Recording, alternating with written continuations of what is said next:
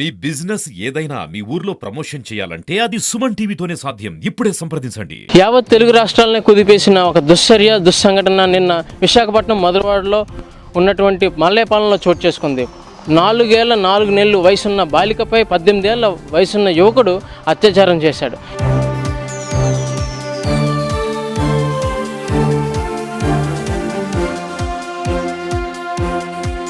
నిన్న 2 నుంచి 3 గంటల ప్రాంతంలో ఈ సంఘటన చోటు చేసుకుంది. వెంటనే తల్లిదండ్రులు అప్రమత్తమై పోలీసులకు ఫిర్యాదు అయితే ఇచ్చారు. ఫిర్యాదు తీసుకున్న పోలీసులు వెంటనే ఆ నిందితుడిని అదుపులోకి తీసుకున్నారు.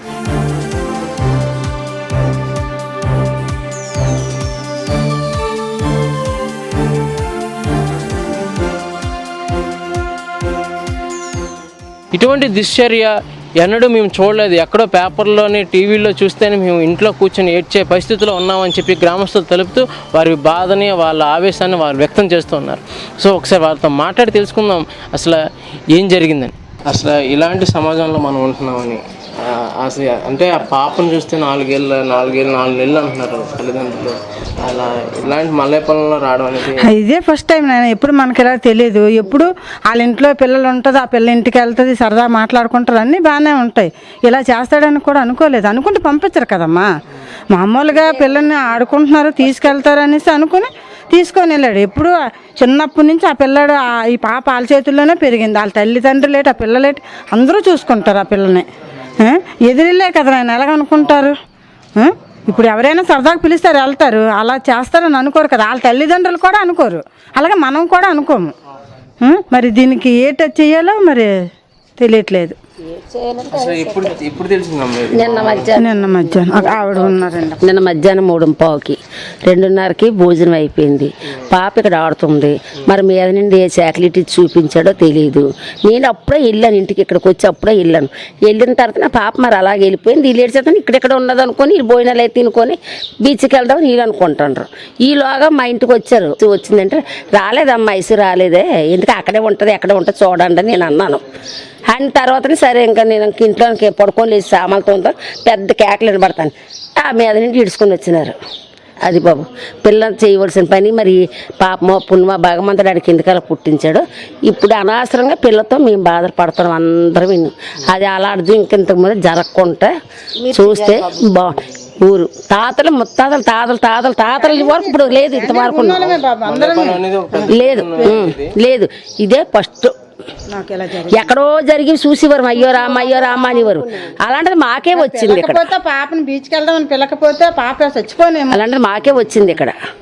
మరి ఇక్కడ చచ్చిపోను మరి ఇంకా అంత అరపడ్డ మాకే తెలుస్తుంది. దేవుడు పిల్లని పంపించాడు పైకి, లేకపోతే చచ్చిపోనేమో. అది అసలు 4 ఏళ్ళ పిల్లల్ని అంటే తన చేతుల మీద మళ్ళీ పెంచి అసలు ఎలాంటి స్థితిలోకి ఇచ్చి తినిపించేవారు చేసి అలాగని అనుకుంటాం. కానీ పిల్లల్ని ఇలా చేస్తారని ఎవరైనా అనుకోరు కదా నాయన. అలాగని అనుకుంటాం, ఇలాగని ఎవరు అనుకోరు కదా. నమ్మకస్తులు పిల్లలు చిన్నప్పటి నుండి కలిసిమెలిసి తిరిగారు. తాతల కానీ అందరూ కలిసిమెలిసి ఉన్నారు. ఇలా జరుగుతుంది అని అనుకుంటే మన పిల్లలు మనం భయం చెప్పుకోవాలి. పిల్లలు ఇంట్లో నెట్టుకుంటాం కదా. అలా జరిగింది. నేను మధ్యాహ్నం 3 గంటలకు జరిగింది బాబు. వెంటనే పోలీస్ కంప్లైంట్ అయితే ఇవ్వడం జరిగిందంటారా? అయ్యింది, వెంటనే అయ్యింది. అలా కదా, ఇటు ఎక్కడో జరిగితే వింటేనే మనం రక్తం ఉడిగిపోయి మనం ఇంట్లో ఏడ్చే పరిస్థితుల్లో ఉన్నాము. ఊరు మొత్తం ఒకటే బాధలు, ఈ బాధల్లో ఉన్నారు అందరూ. ఇలాగ ఈ పిల్లకి జరిగింది, అది ఎవరో పిల్ల అని అనుకోలేదు. మన ఊరికి ఇలాగ ఎందుకు జరిగింది అని చాలా అందరూ మొత్తం రాత్రి అందరూ అక్కడే ఉన్నారు, స్టేషన్ దగ్గరే ఉన్నారు. ఇప్పుడు కూడా హాస్పిటల్ దగ్గర కూడా ఒక 20-30 మంది కూడా హాస్పిటల్లోనే ఉన్నారు. మనం అవును, ఇలాంటి పల్లెటూరు ప్రాంతాలు అంటే అందరూ ఒకే కుటుంబంలో ఉండే పరిస్థితి. తలుసుకుంటేనే ఇబ్బంది అయిపోతుంది. చిన్నపిల్లలు అందులో చేతుల మీద పెంచి అలాంటి ఆలోచన రావడమే తప్పు. ఆ ఆలోచన ఎలాగ మన వాడికి వచ్చిందో అర్థం అవ్వట్లేదు. అది ఏం ఆలోచన నాకైతే అర్థం అవ్వట్లేదు. మల్లేపాలెం 14 గ్రామాలు అంటే మల్లేపాలెం అంటే అంత తెలుసు. అలాంటిది మల్లేపాలెం ఎలాంటి ఏదో చేశాడు ఈ పని. ఇంత చెడ్డ పేరు తెచ్చాడు మల్లేపాలెం. ఈ రోజు వరకు అందరూ కలిసి ఉండేవారు. మల్లేపాలెం ఇన్ని 14 గ్రామాల్లో మల్లేపాలెం అంటే ఒక వాల్యూ ఉండేది. ఒక నగరం పొలం అవనండి, మల్లేపాలెం అండి, మధురవాడ సెంటర్ అవనండి, మల్లేపాలెం అంటే అంత వాల్యూ ఉండదు. ఇలాంటి చెడ్డ పేరు తెచ్చాడు. ఒక పాప 4 సంవత్సరాల పాపను ఇలా చేశాడంటే దీనికి యాక్షన్ ఎలా ఉంటుందో మాత్రం చాలా దారుణంగా చేయాలి.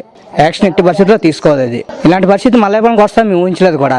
కలిసిమెలిసి ఈ రోజు కూడా మేము కలిసిమెలిసి ఉన్నాం కాబట్టి ఈ రోజు కూడా మేము ఎవరిని అనలేకపోతున్నాం. దీనికి పోలీస్ యాక్షన్ ఇచ్చాం కాబట్టి, స్టేషన్లో రిపోర్ట్ ఉంది కాబట్టి దానికి యాక్షన్ ఎలా ఉంటుందో యాక్చువల్గా అయితే ఇలాంటి జీవితకాయ వేసి బయటికి రానకుండా చేయాలి, అవసరం అయితే ఉరిశిక్ష చేయాలి, అది చెయ్యండి.